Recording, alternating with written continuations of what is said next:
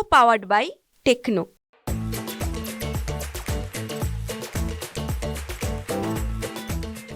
आज सर्व आदिवासी समाजातील लोकप्रतिनिधी धरणे आंदोलनाला बसणार आहेत. त्यांचं प्रतिनिधित्व विधानसभेचे उपाध्यक्ष नरहरी झिरवळ करणार आहेत. आपल्यासोबत हिरामन खोसकर आहेत जे काँग्रेसचे आमदार आहेत आणि राजकुमार पटेल जे प्रहार संघटनेचे आमदार आहेत.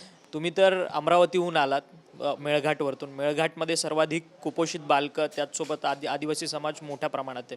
खरं तर आता तुम्ही स्वतःची लढाई लढताय पेसाअंतर्गत भरती व्हावी आणि त्याचसोबतच धनगरांना आदिवासींमध्ये आरक्षण देऊ नये. परंतु हे सरकार कुठेतरी या सगळ्यांना पूरक आहे काय तुमच्या विरोधात?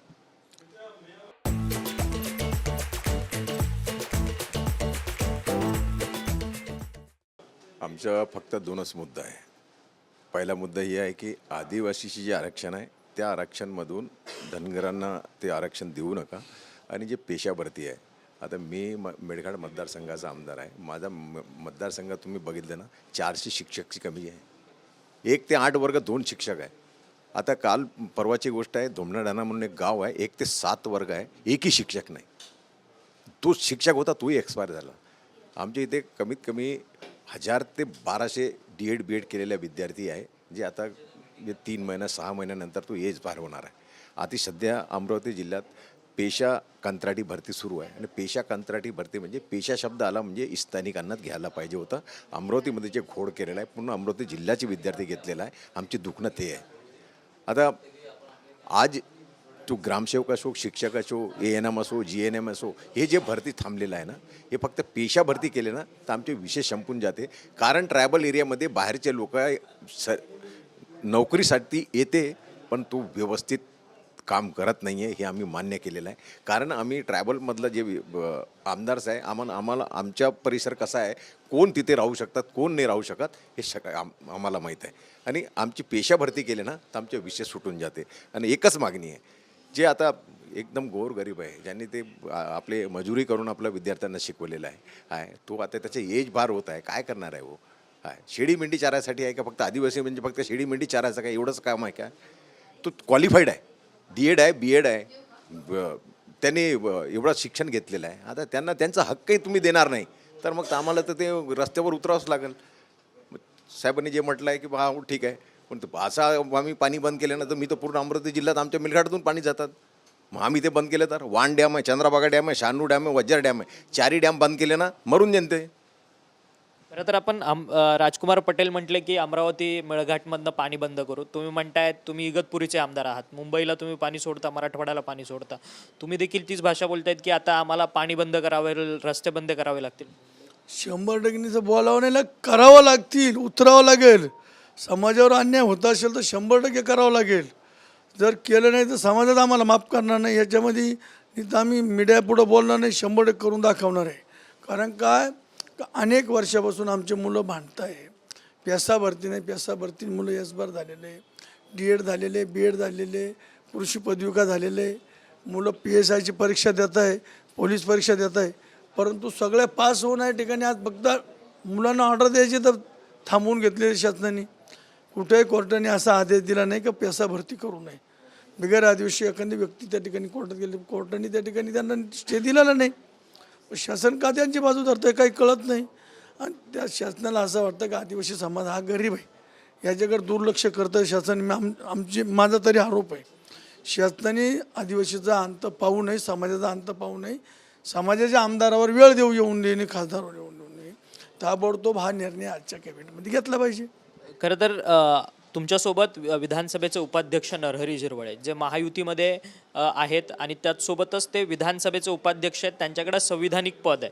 संविधानिक पद असून ते आता तुमच्यासोबत आंदोलनाला उतरतात आहेत. तुम्ही देखील म्हणतात आहेत की ते जास्त बोलू शकत नाही. उतरावं लागेल, समाजाचा विषय. जरी ते उपाध्यक्ष महायुतीत झाले तर समाजाने निवडून दिलं म्हणून झाले. समाजाचं सर्टिफिकेट होतं म्हणून त्या मतदारसंघ निवडून. तिथं जर जनरल जागेवर ते निवडू शकते असते का? समाजाचं सर्टिफिकेट, समाजाचं आरक्षण होतं म्हणून निवडून. त्यांना महायुतीचं इकडं तिकडं पाहता त्यांना समाजासंघ राहावं लागेल. आम्हाला सुद्धा काही आमदाराचं साहेब आहे, आम्ही आहे, साहेबांना विनंती करू. समाजावर अन्याय होत असेल तर आपल्याला समाजासंघ राहावं लागेल 100%. आणि आमचं म्हणणं आहे शासनातले सरकारी प्रतिनिधी, मंत्री त्यांना सगळं कळतं. आदिवासीचं राहणीमान, आदिवासी कुठं राहतो, कसा राहतो, जंगलात राहतो, आदिवासीचे देवधर्म काय, आदिवासीच्या शेती कशी, आदिवासीचे कार्यक्रम कसे, कार्य काय, हे सगळं माहीत असताना खुशाल शासन म्हणतं का धनगराला आरक्षण. जार काढायची बळी आले म्हणे. एवढं या आदिवासीवर अन्याय करू नये, हे 100% माझा आरोप. एक शेवटचा प्रश्न आहे. धनगर नेते जे आहेत गोपीचंद पडळकर, त्यांनी गेल्या काही दिवसांपूर्वी एक स्टेटमेंट केलेलं होतं, जर धनगर समाज मेंढी राखण्याचं काम सोडलं तर या संपूर्ण राज्याला कुत्र्याचं मटण खावं लागेल म्हणून. त्याच्यावर आम्ही बोलू शकत नाही. ते काही बोलू शकतो ते नेते, पण ही अशी कृत्य करणं या ठिकाणी चुकीचं आहे. मग आम्ही जर अशा पद्धतीने बोललो तर आम्ही बोलू शकत नाही. आम्ही आदिवासी समाज आमचा गरीब आहे, आम्ही अशी वेगळं बोलणार नाही. परंतु आम्ही 100% आमच्या समाजावर जर काही आरक्षणाचा अन्याय झाला तर आमचा समाज या ठिकाणी फार मोठं मग टोकाचं विमुख घेतील. आमचे काही मुलं या ठिकाणी आत्महत्या करायच्या याच्यावर आलेले आहेत, मुली आलेले आहेत. आईबापांनी कर्ज काढून मुली शिकवलेले आहेत, मुलं शिकवलेले आहेत, परीक्षा पास झाल्या, DED BED PSIच्या परीक्षा झाल्या, आरोग्याच्या पास झालेले. मुलांना फक्त ऑर्डर द्यायची आणि त्याचंच एक बाजू. दुसऱ्या बाजूनं शिक्षक नाही, ग्रामसेवक नाही, अंगणवाडीच्या जागा भरेल नाही. सगळ्या जागा न भरल्यामुळं आदिवासी भागात एवढा मोठा अन्याय होतो का कुठल्याच गोष्टी विकासापासून वंचित आहेत.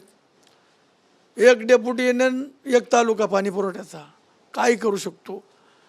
काही कोटीच्या जल मिशन योजनेच्या पाणी पुरवठ्याच्या योजना मंजूर आहे. एक डेप्युटी आणि एक तालुका, एक शकाबंद एक तालुका. शासनाने एवढला पैसा दिल्यावर त्यांनी शासनाने बघितलं पाहिजे का आदिवासी समाजाच्या परत का सुटती नाही, त्या ठिकाणी जागा भरती नाही, त्या ठिकाणी जे काही डिपार्टमेंटला जे काही माणसं नाही, शासन काहीच पाहत नाही. फक्त त्यांनी एकदम विनंती केली का लगेच द्यायचं आणि आमच्या विनंतीला मान द्यायचं नाही. याच्यासाठी सर्व आमदारांना मी विनंती करणार आहे, पक्ष बाजूला ठेवून सगळे आमदार एकंदर येऊन शासनाला धडा दाखवा. खरं तर धन्यवाद, तुम्ही आमच्याशी बातचीत केली. हे होते सर्व आदिवासी आमदार जे आहेत ते सध्या नरहरी झिरवळ यांच्या शासकीय निवासस्थानी जमताना पाहायला मिळतात. राजकुमार पटेल जे आहेत ते प्रहार संघटनेचे आहेत, मेळघाटमधनं, अमरावती मेळघाट या दुर्गम भागातून आलेले आहेत आदिवासी पाड्यामधनं.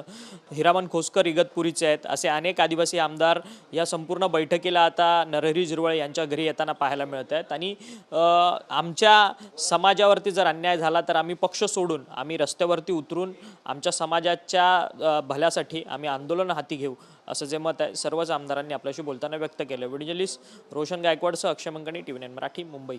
को पावर्ड बाय टेक्नो.